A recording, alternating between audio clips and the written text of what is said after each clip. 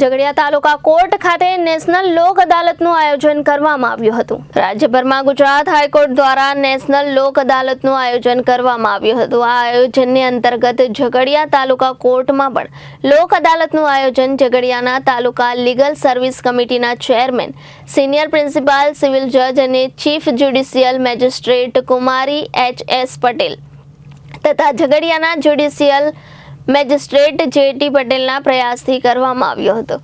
ઝઘડિયા તાલુકા કોર્ટમાં આયોજન થયેલ લોક અદાલતને કુમારી એચ.એસ. પટેલ દ્વારા દીપ પ્રાગટ્ય કરી ખુલ્લી મૂકવામાં આવી હતી। આ પ્રસંગે તાલુકા લીગલ સર્વિસ કમિટીના ચેરમેન એચ.એસ. પટેલે સૌને લોક અદાલતની શુભેચ્છાઓ પાઠવી હતી અને સૌનો સપોર્ટ મળ્યો તે બદલ આભાર વ્યક્ત કર્યો હતો।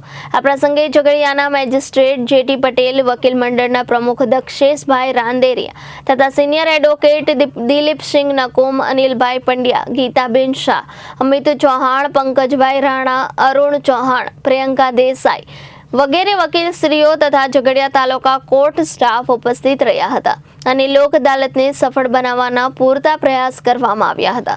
જેમાં કુમારી એચ.એસ. પટેલની અને જે.ટી. પટેલની કોર્ટમાં મળી કુલ 1093 કેસ મૂકવામાં આવ્યા હતા, જેમાં તમામ 129 કેસોનું સમાધાનકારી વલણ અપનાવી નિકાલ કરવામાં આવ્યો હતો। આ કેસોમાં money recovery, electricity, negotiable act વગેરે કેસોનો સમાવેશ કરવામાં આવ્યો હતો। ઝઘડિયા તાલુકા ખાતે પ્રિન્સિપલ સિનિયર સિવિલ કોર્ટ અને એડિશનલ સિવિલ કોર્ટ દ્વારા 1200-1300 કેસોનું ડિસ્પોઝલ થાય એવી શક્યતા છે અને આખા ભરૂચ જિલ્લામાં ખૂબ જ મોટું પરિણામ પહેલો નંબર ઝઘડિયા તાલુકામાં આવે છે, જેથી સર્વેને લોક અદાલતને ખૂબ ખૂબ શુભેચ્છા। રિપોર્ટર વિશાલ પુરોહિત, જનાદેશ ન્યૂઝ, ઝઘડિયા।